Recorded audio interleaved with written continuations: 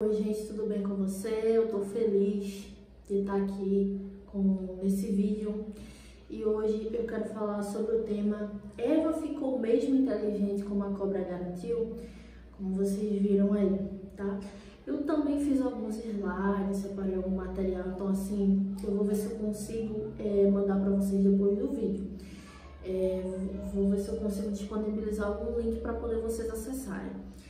Mas espero que você possa gostar daquilo que for falado, espero que possa principalmente edificar, espero que possa ser útil para a sua vida, porque eu tô aqui e eu quero agregar para você, tá bom? O texto base é Gênesis capítulo 3, e eu vou ler aqui versículo 1 ao 4, tá bom?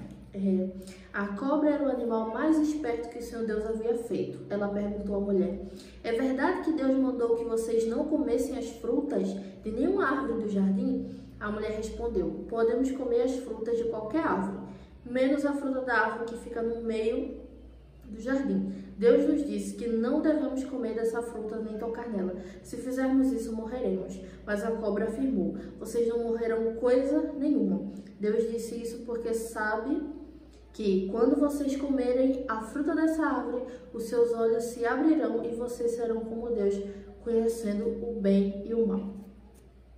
Parei aqui.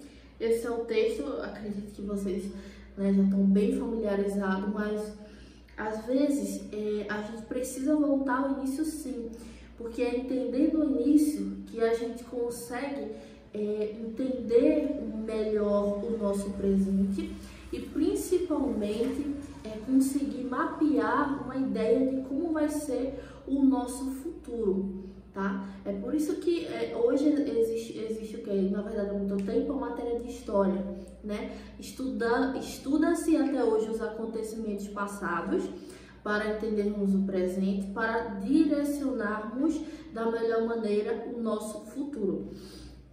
Eu quero primeiro ressaltar o fato de que Satanás não entrou dentro da cobra. Ele se transformou numa cobra. Então, assim, os animais existiam? Sim, Deus havia criado os animais já existiam. Porém, né, o inimigo ele não entrou na cobra para tentar Eva. Ele literalmente se transformou. E para falar sobre isso, Apocalipse capítulo 12, verso 9 diz: o grande dragão foi lançado fora. Ele é a antiga serpente chamada Diabo ou Satanás, que engana o mundo todo. Ele e os seus anjos foram lançados à terra. Esse versículo está deixando bem claro: Satanás, ele era sim aquela serpente que estava lá, aquela serpente que enganou Eva, aquela serpente que enganou Adão também, e foi responsável por tantas coisas acontecerem, né? O precursor, vamos dizer assim, né? E outro detalhe também que eu quero falar é que Eva prestou atenção na árvore e acreditou na cobra pelos seguintes motivos, né? O primeiro motivo é que ela admirou a beleza da árvore, né? Ela achou a árvore bonita. Isso está escrito em Gênesis capítulo 3, versículo 6. O segundo motivo é que por achar a árvore bonita, ela achou que seus frutos também. Ela se sentiu atraída, ela viu beleza na árvore e admirou aquilo que ela estava vendo, né? E isso também foi um fator muito importante para ela acreditar naquilo que a cobra ou Satanás havia dito para ela, né? A Bíblia diz que depois de comer da Adão, seus olhos se abriram e perceberam que estavam nus. Gênesis 3 e 7 fala isso, né? E o resto da história já sabemos. O fato é que aquele fruto não fez Eva ser mais inteligente que Deus, mas apenas tirou a inocência e a pureza que havia no casal. A promessa da cobra era que, olha, você vai ser tão inteligente quanto Deus. Eu acredito que ela pode ter admirado a natureza, falando: nossa, se tudo isso, toda essa coisa magnífica, maravilhosa, foi feita pela inteligência de Deus. Imagina só, se eu fosse mais inteligente do que Deus, o que aconteceria? O que eu poderia fazer junto com Adão? O que eu poderia ser, né, junto com Adão? E aí, eu estou conjecturando que ela pode ter imaginado isso, tá bom? Eles percebem que estava nus, né?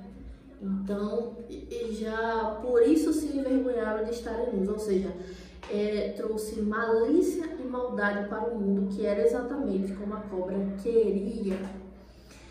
O mundo, ele era extremamente puro. E naquele momento em que o fruto é comido por Adão e por Eva, eu não vou entrar no mérito, porque Eva que comeu, a culpa foi de Eva, a culpa foi de Adão. Eu não vou entrar nesse mérito, tá bom? Porque quando um time de futebol, ele tá ali no campo, ele vai para uma partida muito importante, né? E alguns fazem a sua parte, se entregam, dão o seu melhor, primeiro tempo, segundo tempo. Os outros estão mais relaxados, mais tranquilos. E aí, o que pode acontecer quando não há essa organização? O time perdeu. Mas quando o time perde, alguém vai dizer assim, mas foi fulano que não chutou a bola pra mim e eu não consegui fazer o gol. Mas foi não sei quem que não quis fazer o trabalho direito e eu não consegui fazer o gol. Não. Quem perde? Todos perdem. Num time, se o jogador A, B e C não fez a parte dele, foi relaxado, foi displicente, foi negligente e o time perdeu, quem perdeu? Foi o A, B e C ou foi o time inteiro? Eu coloco esse mesmo exemplo sobre Adão e Eva. Mas foi se não fosse Adão que não sei o que, mas se não fosse Eva que não sei o que. Todo mundo perdeu. Adão perdeu, Eva perdeu. E naquele momento, até nós, que seríamos a geração que veríamos bem depois dele, também perdemos por esse ato. Todo mundo perdeu, entende? Então a gente tem que parar com essa mania de querer frisar a culpa e querer colocar homem versus mulher, Adão versus Eva. Porque eu, quando chegar no paraíso, eu vou matar Eva porque eu sinto dores ao gerar um filho. Porque a gente tem que parar com isso. Porque esse sentimento individualista, ele prejudica muito mais a gente do que nos ajuda. A partir do momento que a gente olha para o que aconteceu no paraíso e fala, os dois perderam. Todo mundo perdeu. A mesma coisa quando algo dá errado na nossa família. Não foi seu filho que errou, seu marido ou você. Todos erram também. Por quê? Porque estamos aqui para ser um time, principalmente a comunidade cristã. Estamos aqui para ser unidos e não para apontar, né? A gente pode aconselhar nos bastidores, né? Mas no público a gente diz assim, todos erramos. Todos falhamos, todos queremos nos reconciliar, todos queremos vencer as nossas diferenças e todos nós queremos seguir em frente, tá bom? Fato importante, mesmo após o erro do casal, Deus permanece cuidando deles, fazendo roupas de pele de animal. Gênesis 3:21.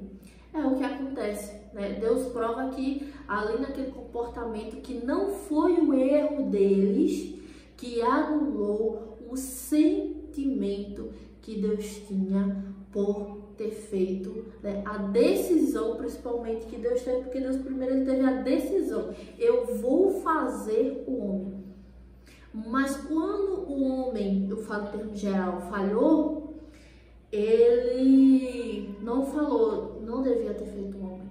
Não, ele fez roupas e disse, olha, vocês vão sofrer as consequências do que vocês fizeram, mas eu vou fazer roupas para vocês. Eu vou continuar sendo seu Deus. Eu vou continuar amando você e eu vou continuar estando do seu lado. Importante frisar isso. Rubem, mas eu não sei se eu estou agradando ao Senhor, as coisas não estão muito bem, eu não consigo entender nem a mim mesma. Deus vai continuar continuar cuidando de você. Se você fizer como o casal fez, olha, Senhor, realmente eu fiz, realmente eu não deveria ter feito isso, realmente eu errei, o Senhor me ajuda, o Senhor vai estar comigo, Ele vai estar com você sim, em todo momento. O conhecimento tem seu pró e contra, isto é, tem um lado negativo que é mais pesado do que poderíamos imaginar. O primeiro deles é a tendência para a malícia e toda sorte de maldades. Contudo, ele jamais poderia ser mais inteligente que Deus, pois sua grandeza e toda sua glória é um mistério até para os anjos celestiais.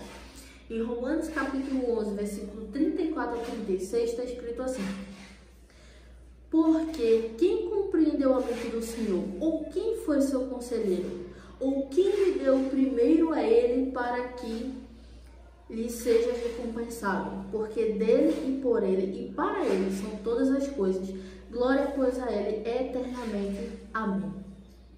O preço do conhecimento foi a tendência para a maldade, e por causa disso Deus disse que o homem não poderia comer da árvore da vida para que não passasse a vida inteira carregando eternamente o peso da inclinação ao mal. Deus disse: eu preciso afastar a árvore da vida, porque se o homem comesse da árvore da vida, ele ia sofrer eternamente com a tendência para o mal. Isso seria quase como um castigo eterno. E Deus tem esse cuidado: eu vou afastar, né? Eu não vou permitir ele comer dessa árvore. Gênesis 13:22 diz: então disse o Senhor Deus: agora o homem se tornou como um de nós, conhecendo o bem e o mal. Não se deve, pois, permitir que ele também tome do fruto da árvore da vida e o coma e viva para sempre. Deus também decide encurtar o tempo de vida do homem para que ele evite padecer da tentação do mal. É outro cuidado de Deus. Ele fala: o homem, ele sabe que assim, quanto mais o homem vive, quanto mais o ser humano vive, mais ele tem a tendência a sofrer. E eu vou te pontuar aqui. Primeiro, doenças. Todos nós somos suscetíveis à doença. Ah, mas eu posso... Sim, você pode tomar cuidado, você pode se cuidar, mas todos nós temos somos suscetíveis a termos doenças. Uns mais e outros menos. Óbvio que quem se cuida e faz aquela coisa, e exercício, e vai pro... Claro que essas pessoas têm uma tendência menor, mas isso não anula a tendência dessa pessoa a não ter uma doença, entende? Isso não anula, isso não é um precedente. Outro fator, as perdas, né? Quanto mais velha a gente vai ficando, a gente vai vivenciando perdas muitas vezes de familiares, pessoas que foram embora, que fez muita diferença na nossa vida, né? Enquanto estavam presentes, enquanto estavam vivos. Às vezes a partida de um amigo querido, né, que dói, que machuca. Às vezes é um filho, né, que não compreende, que magoa, ou alguém da família que não compreende e vive aquele momento ali de solidão. Enfim, há uma suscetibilidade muito maior de a gente sofrer do que a gente ser feliz.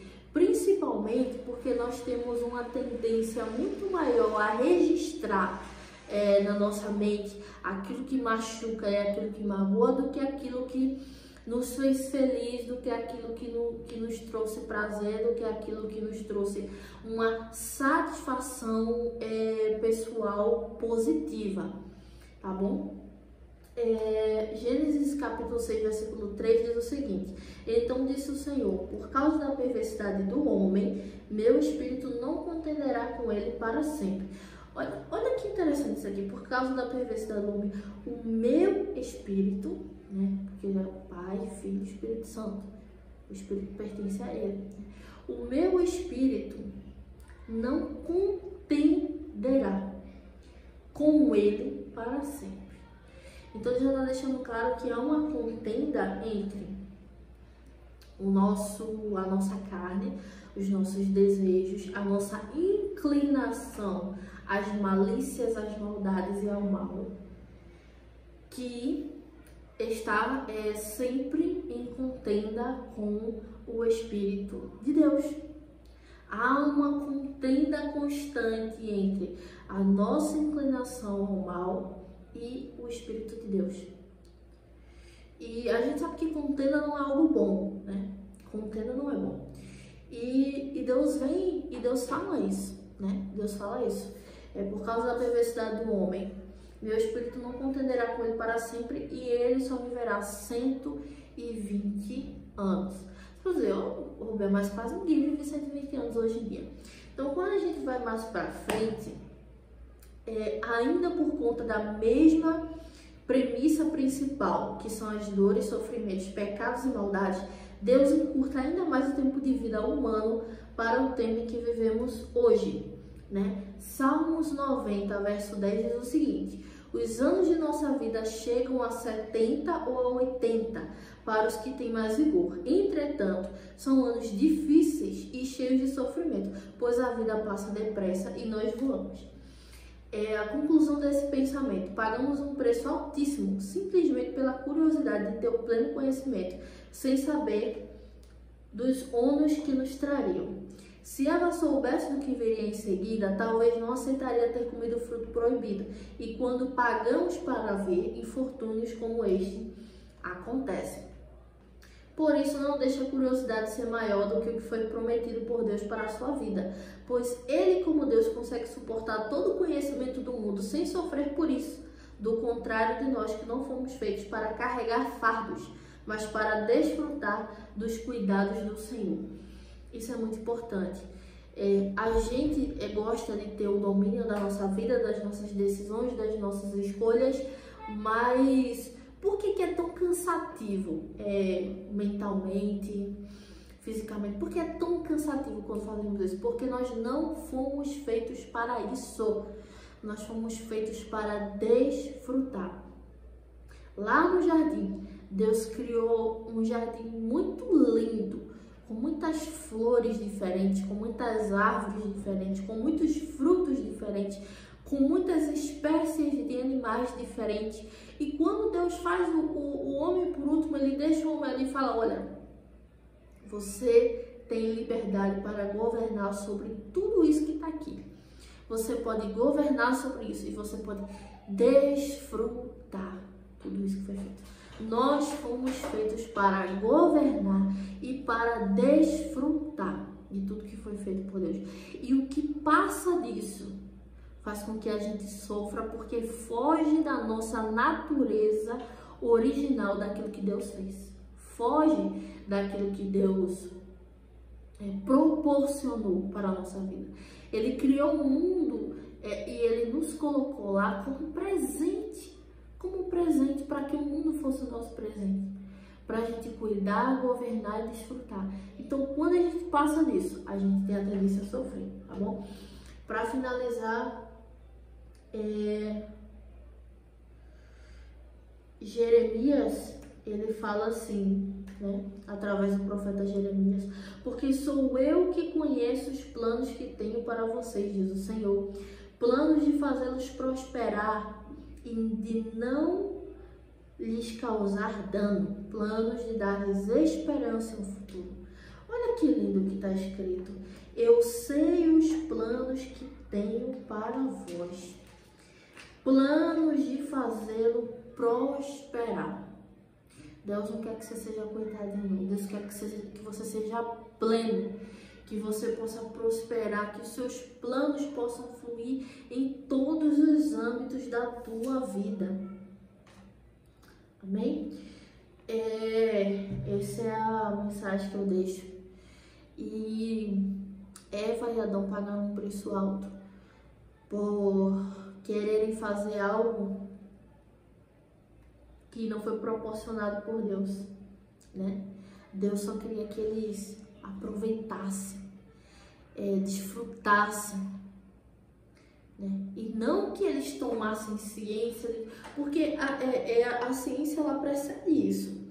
Quando o homem ele se enche de conhecimento, ele não pode ficar sentado. Ele vai ter que dar aula, ele vai ter que ser professor, ele vai ter que ser tutor, ele vai ter que orientar. Ou seja, aquele conhecimento, ele vai ser conduzido e utilizado para que ele possa operar sobre aquilo.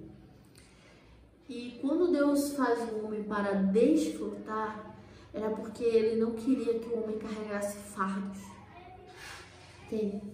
Ele não queria que Adão e Eva carregassem fardos. Ele queria que Adão e Eva fossem felizes ali com aquilo que ele proporcionou. Deus quer que eu e você sejamos felizes com aquilo que ele proporcionou para a nossa vida. Você pode até pensar, mas eu não estou vivendo do jeito que eu quero, eu não tenho as coisas que eu quero ainda, eu não consigo viver como... eu estou passando por algumas situações. Então deixa eu ser claro. Deus quer que você desfrute, que você descanse e que você confie no que Ele tem para você, porque Ele permanece o mesmo. Lá no Novo Testamento, se não me engano, lá nos Evangelhos, né, e Jesus fala, né, que não se preocupasse com o que há vez de comer e de beber, mas buscar em primeiro o reino do céu e a sua justiça, e as demais coisas vos serão acrescentadas. Descansa, confia, entregue, desfruta. Ele te fez para desfrutar. Ainda que você não vive aquilo que você imaginava hoje, mas começa a profetizar, começa a acreditar que você já está vivendo aquilo que Ele deseja e que você possa aprender com tudo que lhe sobrevém para que você possa viver do melhor de Deus, tá bom? Se você ficou até aqui, por favor, me segue, curta, como é que você achou, compartilhe para que mais pessoas sejam edificadas e Deus te abençoe.